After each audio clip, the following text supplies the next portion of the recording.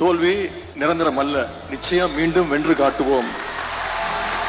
சென்னை, காஞ்சிபுரம், திருவள்ளூர், செங்கல்பட்டு 4 மாவட்டத்துல எல்லா தொகுதியிலும் வெற்றி வாய்ப்பை இழந்துட்டோம். இருந்தாலும் சேப்பாக்க திருவல்லிக்கேணியில மட்டும் நாம ஜெயிக்கிறோம்னா அதுக்கு காரணம் நான் கிடையாது. அதற்கு முழு காரணம் இங்க வந்திருக்கக்கூடிய நீங்க தான்.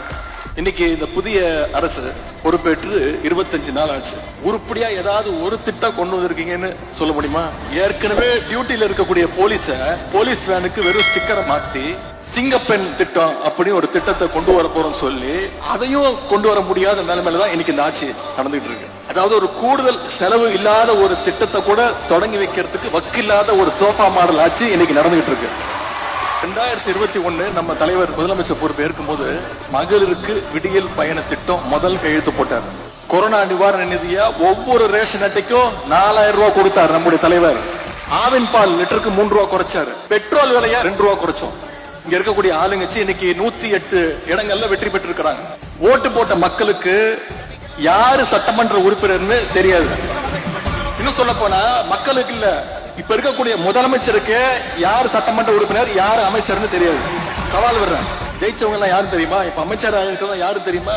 போதை பொருள் வித்தவர், கஞ்சா வித்தவர், பொண்டாட்டிய கொடுமைப்படுத்தி வீட்டுல போட்டு அடிச்சவர், சினிமா படத்துக்கு பிளாக்ல டிக்கெட் வித்தவர், புது சினிமாவை திருட்டு விசிடி வித்தவர், ஜோசியத்தால கேன்சரை சரி பண்ண முடியும்னு போலி வைத்தியம் பார்த்தவர், RSS சேர்ந்து காக்கி டவுசர் போட்டு சுத்தினவர், வாச்சாத்தி கொடுமைக்கு முக்கியமான காரணமா இருந்தவர், வேட்பாளர் அறிவுக்கு முந்தின நாள் வேற கட்சியிலிருந்து எகிரி குதிச்சு போனவர்.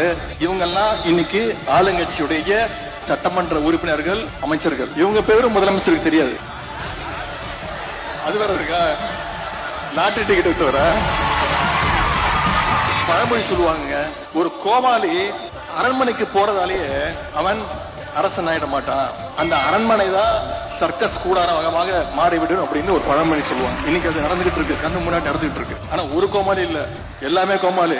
ரம்மியில சொல்லுவாங்கல்ல, 13 ஜோக்கரா வந்தா என்னையா பண்றது அப்படின்னு, அந்த நிலைமையில இன்னைக்கு இந்த சோஃபா மாடல் அரசு நடந்துகிட்டு இருக்கு.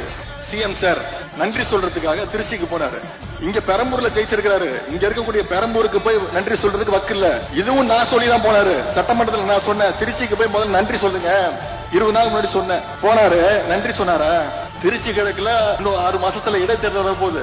அதுக்கான பிரச்சாரத்துக்காக போயிட்டு அவர் எப்ப வாயை திறந்தாலும் அவர் வாயிலிருந்து வர வார்த்தை ஒன்னே ஒண்ணுதான், எல்லாத்துக்கும் காரணம் திமுக தான் சொல்றாரு. அதுல கோவம் வருது அவருக்கு. கவர்ச்சியால தான் ஆட்சிக்கு வந்தீங்கன்னு என்ன பார்த்து சொல்றாங்க அப்படின்னு முதலமைச்சருக்கு, சிஎம் சாருக்கு கோவம் வருது. சரி, கவர்ச்சியில் ஜெயிக்காம நீங்க எதை வச்சு ஜெயிச்சீங்க சொல்லுங்க பாப்போம். ஏதாவது ஒரு 2 காரணம் சொல்லுங்க பாப்போம். கலைஞர் மாதிரி இந்திய எதிர்ப்பு போராட்டம் பண்ணி ஜெயிலுக்கு போயிட்டு வந்தீங்களா? சரி, எங்க தலைவர் மாதிரி மிசா கொடுமையில 1 வருஷம் உள்ள இருந்து வந்தீங்களா? மாநில உரிமைகளுக்காக என்னைக்காவது குரல் கொடுத்திருக்கீங்களா? ஒன்றிய பாஜக அரசு ஏதாவது குரல் கொடுத்திருக்கீங்களா? அது மட்டும் இன்னொன்னு சொல்றாரு, அவர் வாயில நல்லா வந்துருமா? வாயில என்ன வரும்? தமிழ்நாட்டு மக்கள் வாயில நிறைய வரும். தமிழ்நாட்டு மக்கள் காத்துக்கிட்டு இருக்காங்க, இந்த முதலமைச்சர் வாயில ஏதாவது ஒரு நல்ல வார்த்தை வருமா அப்படின்னு, ஏதாவது ஒரு திட்டங்கள் வருமான்னு நீ காத்துக்கிட்டு இருக்காங்க. எந்த பிரச்சனையும் கேட்டாலும் திமுக வெர்சஸ் தாவேகா, எதை பத்தி கேட்டாலும் திமுக செய்கின்ற சதி, தூரசக்தி, ஓரசக்தி, பாரசக்தின்னு நம்முடைய திரைப்பட இயக்குனர் திரு டி ராஜேந்தர் மாதிரி ரைமிங்கா டயலாக் பேசுறாரு. திமுகவுக்கு வயசு 75, பவள விழா ஆண்டு தாண்டி போயிட்டு இருக்கிறோம். திமுக நாங்க பார்க்காத வெற்றியும் கிடையாது, நாங்க பார்க்காத தோல்வியும் கிடையாது. எவ்வளவு பெரிய தோல்வியா இருந்தாலும் மீண்டு எந்திரிச்சு வருவோம். எங்க தலைவர் எங்களை அப்படிதான் ட்ரெயின் பண்ணிருக்கிறாரு. ஆனா எந்த காலத்திலயும் திமுக மக்களை விட்டு தூரமா நின்னதே கிடையாது. தமிழ்நாட்டு அரசு விழாவில் தமிழ் தாய் வாழ்த்து 3வது இடத்துக்கு போயிருச்சு. இத ஓரமா நின்று வேடிக்கை பார்த்தது யாரு? திருவள்ளுவருக்கு மீண்டும் காவி பெயிண்ட் அடிக்க ஆரம்பிச்சுட்டாங்க. இத பத்தி பேசுறதுக்கு வக்கு இல்லாம பயந்தாங்கோலியா இன்னைக்கு ஓரமா நின்று வேடிக்கை பார்த்துட்டு இருக்கிறது யாரு?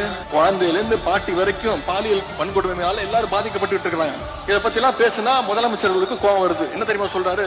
6 மாசம் சும்மா இருப்பேன்னு சொன்னீங்களே அப்படின்னு அழுகுறாருங்க. 6 மாசம் சும்மா இருப்பேன்னு சொன்னீங்கல்ல, இப்பெல்லாம் பேசலாமா அப்படின்னு புலம்புறாரு. நீங்க பொய் வாக்குறுதிகள் நிறைய கொடுத்தீங்க, அப்பவே சொன்னோம் இதெல்லாம் நிறைவேற்ற முடியாதுன்னு. அதை செயல்படுத்துவதற்கு தான் உங்களுக்கு 6 மாசம் டைம் அப்படின்னு எங்க தலைவர் சொன்னாரு. ஆனா டெய்லி பிரச்சனை இருக்கு, சட்டம் ஒழுங்கு பிரச்சனை இருக்கு. அதுல நீங்க சொதப்பினா நாங்களாம் வாய மூடிட்டு சும்மா இருக்கணுமா? வேடிக்கை பார்க்கணுமா? நிச்சயம் குரல் கொடுப்போம். நிச்சயம் உங்க தவறுகளை சுட்டி காட்டுவோம். உங்களுக்கு ஓட்டு போட்டவங்க கூட ஐயோ தெரியாம இந்த கட்சிக்கு ஓட்டு போட்டுட்டோமே அப்படின்னு வருந்தக்கூடிய அளவுக்கு உங்களுடைய ஒவ்வொரு நாள் செயல்பாடும் இன்னைக்கு நடந்துட்டு இருக்கு. தமிழ்நாட்டு மக்களுக்கு ஏதாவது ஒண்ணுன்னா திராவிட முன்னேற்ற கழகம் நாங்க வேடிக்கை பார்த்துட்டு இருக்க மாட்டோம், எங்க தலைவர் வேடிக்கை பார்த்துட்டு இருக்க மாட்டார். களத்துக்கு வந்து போராடுவோம். எல்லாத்துக்கும் திமுக மேல பழி போட்டு தப்பிச்சு நினைக்கிற உங்களோட கனவு இன்னைக்கு ஒரு நாள் பழிச்சிருக்கலாம், என்னைக்கும் பலிக்காது. தமிழ்நாட்டு மக்கள் விரைவில் உங்களுடைய முகத்திரைய கிழிப்பாங்க, உங்களுடைய உண்மையான முகத்தை அவங்க பார்ப்பாங்க.